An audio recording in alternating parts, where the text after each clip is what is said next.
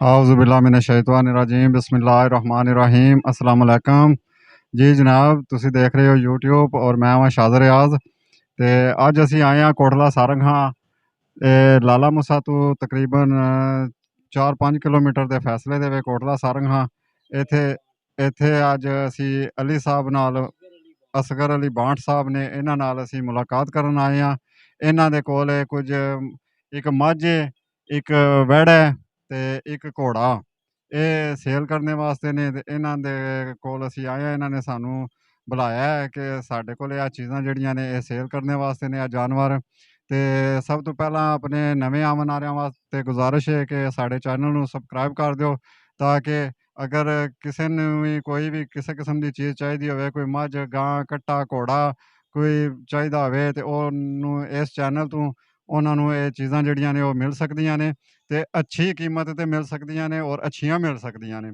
ਦੇਖੋ ਅਗਰ ਕੋਈ ਬੰਦਾ ਮੰਡੀ ਜਾਂਦਾ ਮੰਡੀ ਦੇ ਵਿੱਚ ਜਾ ਕੇ ਤੇ ਕਿਸੇ ਨੂੰ ਕੋਈ ਜ਼ਰੂਰਤ ਹੈ ਕਿਸੇ ਚੀਜ਼ ਦੀ ਮੱਝ ਦੀ ਜ਼ਰੂਰਤ ਹੈ ਮੰਡੀ ਤੋਂ ਜਾ ਕੇ ਮੱਝ ਲੈ ਕੇ ਆਵਾਂਗੇ ਤੇ ਮੰਡੀ ਦਾ ਜਿਸ ਤਰ੍ਹਾਂ ਕਿ ਸਾਰਿਆਂ ਨੂੰ ਪਤਾ ਉੱਥੇ ਧੋਖਾ ਫਰਾਡ ਸਭ ਕੁਝ ਹੁੰਦਾ ਹੈ ਉਹ ਟੀਕੇ ਲਾ ਕੇ ਵੀ ਮੱਝਾਂ ਦੇ ਜਿਹੜੇ ਨੇ ਉਹ ਬਹਾਨੇ ਬਣਾ ਕੇ ਤੇ ਵੇਚ ਦਿੰਦੇ ਨੇ ਨਾ ਵੀ ਸੂਣ ਵਾਲੀਆਂ ਹੋਣ ਤਾਂ ਸੂਣ ਵਾਲੀਆਂ ਕਰਕੇ ਵੇਚ ਦਿੰਦੇ ਨੇ ਇਸ ਤਰ੍ਹਾਂ ਦੀ ਜਗ੍ਹਾ ਤੇ ਜਿਸ ਤਰ੍ਹਾਂ ਕਿ ਹੁਣ ਅਸਗਰ ਅਲੀ ਬਾਂਟ ਸਾਹਿਬ ਨੇ ਇਹ ਇਹਨਾਂ ਦੇ ਕੋਲੋਂ ਆ ਕੇ ਅਗਰ ਤੁਸੀਂ ਕੋਈ ਚੀਜ਼ ਖਰੀਦਣੀ ਹੈ ਇਹਨਾਂ ਦੇ ਡੇਰੇ ਤੋਂ ਆ ਕੇ ਖਰੀਦਣੀ ਹੈ ਇਹਨਾਂ ਦਾ ਨੰਬਰ ਤੁਹਾਨੂੰ ਪਤਾ ਹੋਵੇ ਦਾ ਡੇਰੇ ਦਾ ਪਤਾ ਹੋਵੇ ਦਾ ਲਿਹਾਜ਼ਾ ਇਹਨਾਂ ਨੂੰ ਇਹ ਵੀ ਇੱਥੇ ਇਸ ਤਰ੍ਹਾਂ ਦੀ ਜਗ੍ਹਾ ਤੇ ਕੋਈ ਫਰਾਡ ਵਾਲੀ ਗੁੰਜਾਇਸ਼ ਨਹੀਂ ਹੁੰਦੀ ਹੈ ਤੇ ਉਹ ਬਿਲਕੁਲ ਉਹ ਫਿਰ ਜ਼ਿੰਮੇਦਾਰ ਹੁੰਦੇ ਨੇ ਤੇ ਜਨਾਬ ਅਸਗਰ ਅਲੀ ਸਾਹਿਬ ਨਾਲ ਅਸੀਂ ਗੱਲਬਾਤ ਕਰਨੇ ਤੋਂ ਪਹਿਲਾਂ ਅਸੀਂ ਆਪਣੀ ਟਾਪ ਸਟੋਰੀ ਦੀ ਤਰਫ ਜਾਣੇ ਆ ਟਾਪ ਸਟੋਰੀ ਸਾਡੀ ਇਹ ਵੇ ਕਿ ਜਿਸ ਤਰ੍ਹਾਂ ਕਿ ਰਿਜ਼ਕ ਹਲਾਲ ਦੇ ਹਵਾਲੇ ਨਾਲ ਦੇਖੋ ਅੱਲਾਹ ਤਾਲਾ ਨੇ ਸਾਡਾ ਈਮਾਨ ਸਾਡਾ ਅਕੀਦਾ ਇਹ ਵੇ ਕਿ ਜੋ ਕੁਝ ਅੱਲਾਹ ਤਾਲਾ ਨੇ ਇਨਸਾਨ ਦੀ ਕਿਸਮਤ ਦੇ ਵਿੱਚ ਲਿਖ ਦਿੱਤਾ ਹੈ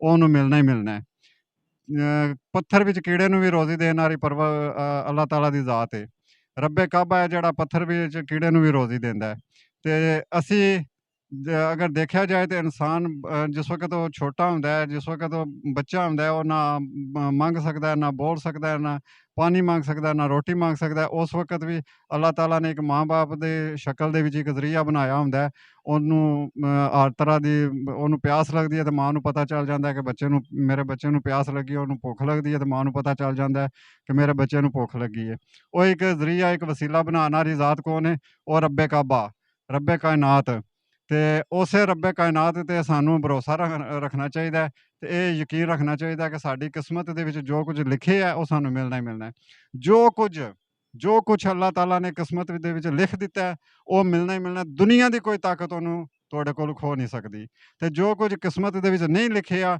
ਤੁਸੀਂ ਜਿਤਨੇ ਵੀ ਯਤਨ ਕਰ ਲਓ ਜਿਤਨਾ ਵੀ ਫਰਾਡ ਧੋਖਾ ਕਰ ਲਓ ਜੋ ਵੀ ਕਰ ਲਓ ਉਹ ਤੁਹਾਨੂੰ ਨਹੀਂ ਮਿਲਦਾ ਮਿਲਣਾ ਉਹੀ ਹੁੰਦਾ ਜੋ ਕੁਝ ਕਿਸਮਤ ਦੇ ਵਿੱਚ ਲਿਖਿਆ ਹੈ ਅਗਰ ਮਿਸਾਲ ਦੇ ਤੌਰ ਤੇ ਅਗਰ ਕੋਈ ਬੰਦਾ ਕਿਸੇ ਜਗ੍ਹਾ ਤੋਂ ਕੋਈ 5-10 ਹਜ਼ਾਰ ਜਾਂ ਕੋਈ ਮਤਲਬ ਕਿ ਜਿਤਨਾ ਵੀ ਕੋਈ ਧੋਖਾ ਫਰਾਡ ਨਾਲ ਕੋਈ ਕਮਾਉਂਦਾ ਤਾਂ ਉਹ ਸਮਝਦਾ ਕਿ ਮੈਂ ਕਮਾਈ ਕਰ ਲਈ ਹੈ ਇਹ ਧੋਖੇ ਨਾਲ ਕਰ ਲਈ ਲੇਕਿਨ ਨਹੀਂ ਅਗਰ ਦੇਖਿਆ ਜਾਏ ਤਾਂ ਉਹਦੀ ਕਿਸਮਤ ਵਿੱਚ ਸੀ ਇਹ ਉਹਦੇ ਤੇ ਮੁਯੱਸਰ ਹੈ ਕਿ ਉਹਨੇ ਆਪਣੀ ਇਹ ਚੀਜ਼ ਅਗਰ ਉਹ ਥੋੜਾ ਕੁ ਸਬਰ ਕਰਦਾ ਤੇ ਉਹ ਹੀ ਰਕਮ ਜਿਹੜੀ ਉਹਨੂੰ ਹਲਾਲ ਤਰੀਕੇ ਨਾਲ ਉਹਨੂੰ ਮਿਲਣੀ ਹੈ ਕਿਉਂਕਿ ਉਹਦੀ ਕਿਸਮਤ ਵਿੱਚ ਲਿਖੀ ਹੈ ਉਹਨੂੰ ਮਿਲਣੀ ਸੀ ਲੇਕਿਨ ਉਹਨੇ ਕੀ ਕੀਤਾ ਉਹਨੇ ਬੇਸਬਰੀ ਕਰਕੇ ਜਲਦਬਾਜ਼ੀ ਕਰਕੇ ਉਸ ਆਪਣੀ ਹਲਾਲ ਦੀ ਰੋਜ਼ੀ ਨੂੰ ਆਰਾਮ ਕਰ ਦਿੱਤਾ ਤੇ ਲਿਹਾਜ਼ਾ ਅੱਲਾਹ ਤਾਲਾ ਅੱਗੇ ਦੁਆ ਹੈ ਕਿ ਅੱਲਾਹ ਤਾਲਾ ਸਾਨੂੰ ਹਮੇਸ਼ਾ ਹਲਾਲ ਦੀ ਰੋਜ਼ੀ ਕਮਾਉਣ ਦੀ ਤੌਫੀਕ ਅਤਾ ਫਰਮਾਏ ਅੱਲਾਹ ਤਾਲਾ ਸਾਨੂੰ ਹਮੇਸ਼ਾ ਨੇਕ ਤੇ ਸਿੱਧੇ ਰਾਸਤੇ ਤੇ ਚੱਲਣ ਦੀ ਤੌਫੀਕ ਅਤਾ ਫਰਮਾਏ ਤੇ ਅਸੀਂ ਅਸਗਰ ਅਲੀ ਸਾਹਿਬ ਨਾਲ ਅਸਗਰ ਅਲੀ ਬਾਂਟ ਸਾਹਿਬ ਨਾਲ ਅਸੀਂ ਹੁਣ ਗੱਲਬਾਤ ਕਰਨੇ ਆ ਤੇ ਉਹਨਾਂ ਕੋਲੋਂ ਉਹਨਾਂ ਦੇ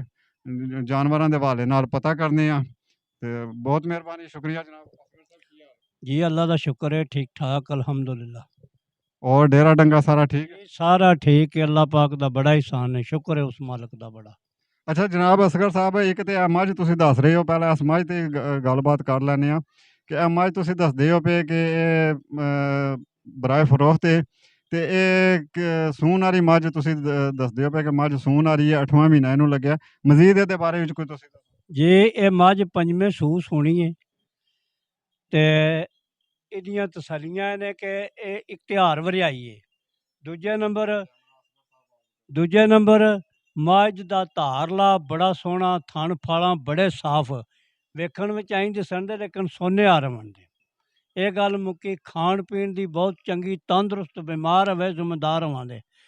ਅੱਛਾ, ਉਹਦੇ ਤੋਂ ਬਾਅਦ ਮੇਰੇ ਕੋਲ 3 ਸੂਏ ਸੂਈ ਹੈ, ਇੱਕ ਸੂਆ ਮੈਂ 4 ਸੂਏ ਸੂਈ, ਇੱਕ ਸੂਆ ਸੂਈ ਲਿਆਂਦੀ ਹੈ ਮੈਂ। ਤੇ ਇਹ ਤੁਹਾਡੇ ਸਾਹਮਣੇ, ਅਗਰ ਟੋਰ ਫੇਰ ਕੇ ਵੇਖਣੀ ਤਾਂ ਵੀ ਟੋਰ ਫੇਰ ਕੇ ਵੇਖੋ, ਇਹ ਟੈਨਸ਼ਨ ਨਹੀਂ ਹੈ। ਮੇਰਾ ਮਤਲਬ ਦਾਅ ਦਗੇ ਵਾਲੀ ਗੱਲ ਸਾਡੇ ਕੋਲ ਹੈ ਹੀ ਕੋਈ ਨਹੀਂ। ਅੱਲਾਹ ਤਾਲਾ ਨੇ ਰਿਜ਼ਕ ਜਿਹੜਾ ਲਿਖਿਆ ਉਹ ਸਾਨੂੰ ਦੇਣਾ ਹੀ ਦੇਣਾ ਹੈ। ਕੀ ਖਿਆਲ ਹੈ? ਜੀ ਇਹ ਟੋਰ ਫਿਰ ਸਾਰੇ ਕੇ ਤੇ ਜਿਸ ਹਾਂ, ਵਕਤ ਤੁਹਾਡੇ ਨਾਲ ਕੋਈ ਬੰਦਾ ਲੈਣ ਆਵੇ ਤਾਂ ਤੁਹਾਡੇ ਨਾਲ ਰਾਬਤਾ ਕਰਕੇ ਪਹਿਲਾਂ ਤੇ ਅਸਗਰ ਸਾਹਿਬ ਨਾਲ ਅਗਰ ਕਿਸੇ ਨੇ ਰਾਬਤਾ ਕਰਨਾ ਹੋਵੇ, ਇਹਨਾਂ ਡੰਗਰਾਂ ਦੇ ਵਿੱਚੋਂ ਕੋਈ ਡੰਗਰ ਚਾਹੀਦਾ ਹੋਵੇ, ਰਾਬਤਾ ਕਰਨਾ ਹੋਵੇ, ਤੇ ਸਕਰੀਨ ਤੇ ਅਸਗਰ ਸਾਹਿਬ ਦਾ ਨੰਬਰ ਆ ਜਾਏਗਾ। ਫੋਨ ਕਰਕੇ ਤੇ ਅਸਗਰ ਸਾਹਿਬ ਨਾਲ ਰਾਬਤਾ ਕਰ ਸਕਦੇ ਹੋ, ਤੇ ਰਾਬਤਾ ਕਰਕੇ ਤੁਸੀਂ ਮਿਲ ਸਕਦੇ ਹੋ, ਇਹਨਾਂ ਦੇ ਡੇਰੇ ਤੇ ਵੀ ਆ ਸਕਦੇ ਹੋ। ਤੇ ਉਹ ਤੇ ਅੱਛਾ ਮੂੰਹ ਦੀ ਸਾਊ ਬੜੀ ਸਾਊ, ਜੋ ਮਰਜ਼ੀ ਪੈ ਦਿਓ। ਮੈਂ ਸਾਰੇ ਮਾਲ ਨੂੰ ਨੱਥਾਂ ਮਾਰੀਆਂ, ਮੈਂ ਬੰਦਾ ਕੱਲਾ ਇੱਕ ਹੀ ਹੱਥ ਵਿੱਚ ਸਾਰਾ ਮਾਲ ਫੜ ਕੇ ਲੈ ਜਾਣਾ, ਜਿੱਧਰ ਖੜਨਾ ਲੈ ਵੀ ਆਵਣਾ। ਬੜੀ ਆਈ ਤੇ ਮੂੰਹ ਦੀ, ਮੂੰਹ ਪੱਟ ਕੇ ਵੇਖਣਾ ਤਾਂ ਵੀ ਵੇਖੋ। ਠੀਕ ਹੈ ਜੀ ਜਨਾਬ, ਉਹ ਦੱਸ ਰਹੇ ਨੇ ਕਿ ਮੂੰਹ ਦੀ ਬਿਲਕੁਲ ਸਾਊ ਹੈ। ਦੁੱਧ ਦੇ ਹਵਾਲੇ ਨਾਲ ਦੁੱਧ ਕਿਤਨਾ ਕੁ ਤੁਹਾਡੇ ਕੋਲੇ ਦਿੰਦੀ? 14-15 ਸਿਰ ਦੇ ਦੀ, ਜਿਹੜਾ ਮੇਰੇ ਕੋਲ ਦਿੰਦੀ ਹੈ ਮੇਰਾ ਉਹਨੇ ਰੂਟੀਨ ਨਾਲ, ਕਿਉਂਕਿ ਮੈਂ ਕੱਲਾ ਬੰਦਾ, ਮੇਰੀ ਸੇਵਾ ਜਿੰਨੀ ਕੋਈ ਇੰਨਾ ਦੁੱਧ ਮੈਨੂੰ ਦਿੰਦੀ ਹੈ। ਠੀਕ ਹੈ ਜੀ, 14-15 ਸਿਰ ਉਹ ਦੁੱਧ ਦੱਸ ਰਹੇ ਨੇ ਦਿੰਦੀ ਹੈ। ਤੇ ਕੈਮਰਾਮੈਨ ਜ਼ਰਾ ਮੱਝ ਤੇ ਕੈਮਰਾ ਮਾਰੋ ਤਾਂ ਕਿ ਪਤਾ ਨਾਜ਼ਰੀਨ ਜਿਹੜੇ ਨੇ ਉਹ ਦੇਖ ਲੈਣ ਮੱਝ। ਜਿਸ ਤਰ੍ਹਾਂ ਕਿ ਤੁਹਾਨੂੰ ਨਜ਼ਰ ਆ ਰਿਹਾ ਹੈ ਕਿ ਪੱਠੇ ਮੱਝ ਠੀਕ ਖਾ ਰਹੀ ਹੈ, ਤੇ ਇਹ ਹੁੰਦਾ ਕਿ ਜਾਨ ਜੀ ਜੀ ਜੀ ਜੀ ਬਿਲਕੁਲ ਪੱਠੇ ਵਗੈਰਾ ਮੱਝ ਠੀਕ ਖਾ ਰਹੀ ਹੈ। ਤੇ ਉਹਦੇ ਤੋਂ ਬਾਅਦ ਉਹ ਵਿਹੜਾ ਹੈ ਅਸਗਰ ਸਾਹਿਬ ਦੇ ਕੋਲ, ਉਹ ਵਿਹੜਾ ਵੀ ਪੱਠੇ ਵਗੈਰਾ ਠੀਕ ਖਾਂਦਾ ਪਿਆ।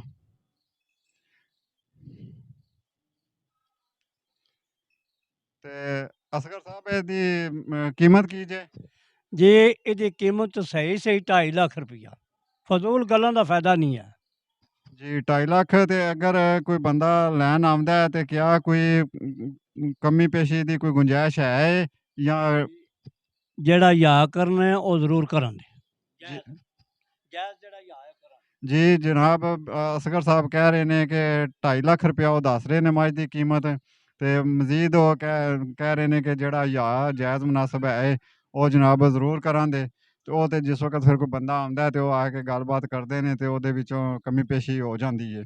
ਤੇ ਇਹ ਮੱਝ ਜਨਾਬ, ਇਹਦੇ ਤੋਂ ਬਾਅਦ ਹੁਣ ਅਸੀਂ ਆਉਂਦੇ ਹਾਂ ਉਧਰ ਵਿਹੜੇ ਵੱਲ, ਤੇ ਵਿਹੜਾ ਆ ਕੇ ਤੇ ਦੇਖਦੇ ਹਾਂ ਜੀ।